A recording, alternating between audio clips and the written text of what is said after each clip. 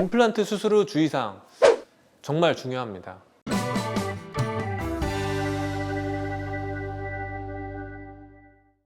안녕하세요. 의사임당의 윤재현입니다. 이번 영상에서는 임플란트 수술 후 주의사항에 대해서 얘기를 해볼 텐데요. 임플란트 하고 나서 많은 환자분들이 물어보세요. 임플란트는 얼마나 쓸 수 있냐? 저는 이렇게 말씀합니다. 당연히 평생 쓰셔야죠. 거기서 전제가 되는 거는 바로 관리입니다. 관리가 잘 된다면 임플란트 정말 평생 쓸 수 있습니다. 자연 치아도 어떤 치아는 평생 가져가는 거지만 어떤 치아는 중간에 빼게 되기도 하고 치료도 받고 하잖아요. 관리의 차이가 있기 때문이에요. 제가 앞으로 설명드릴 주의사항 같이 잘 들으시고 내용을 잘 지키셔가지고 평생 쓸 수 있는 임플란트 같이 한번 만들어 보시자고요.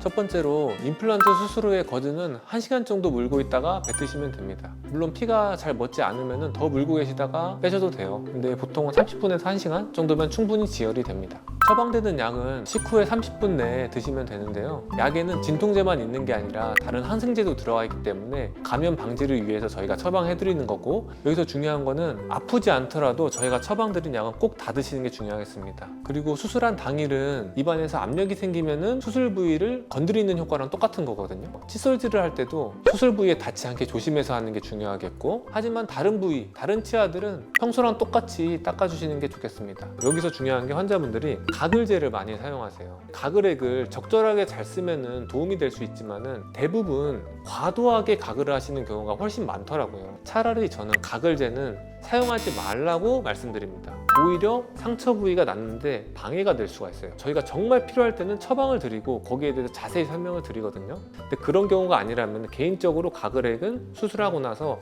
안 쓰시는 게 좋습니다. 그리고 수술 후에 코에서 피가 날 경우에는 코를 절대 풀면 안 됩니다. 이게 정말 중요한 건데요. 코에서 피가 난다는 거는 코에 상처가 난 건 아니에요. 물론 자세한 거는 저희가 수술하고 나서 직접 설명드리기도 하지만은 코를 풀게 되면은 수술 부위와 반대되는 압력이 생기면서 수술 부위에 문제가 생길 수가 있습니다. 그래서 코피가 나더라도 절대 코를 풀지 말고 가볍게 닦아주는 정도로만 처치를 해주시면 되겠습니다. 그리고 수술하고 나서는 붓기 방지를 위해서 저희가 얼음팩을 준비해 드리는데요. 48시간 동안은 효과가 있습니다. 여기 얼음팩이 있네요. 귀여운 얼음팩이 있는데 이거를 댔다가 뗐다가 댔다가 뗐다가 이런 식으로 관리하시면은 붓기를 줄이는데 도움이 됩니다. 그리고 수술 후에 일주일간은 반대편으로 부드러운 음식 위주로 식사하시는 게 좋습니다. 1주에서 2주 정도 실 푸는 기간을 가지는데 그 실을 풀기까지 부드러운 음식 위주로 반대쪽으로 식사하셔야 된다. 이렇게 이해하시면 좋겠습니다. 그리고 이것도 굉장히 중요한 건데요. 음주와 흡연 삼가셔야 됩니다.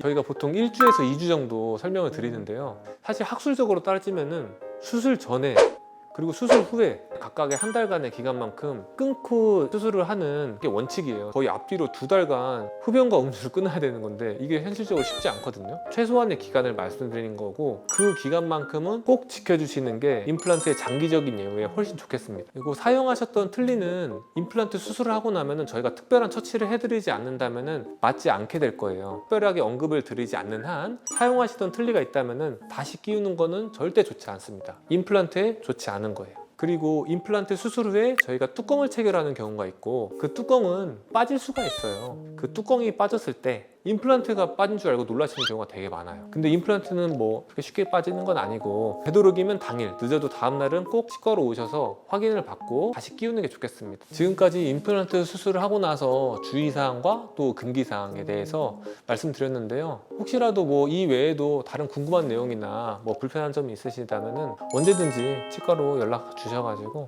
상담 받으시길 바라겠습니다. 시청해주셔서 감사합니다. 구독과 좋아요, 알림 설정 부탁드립니다.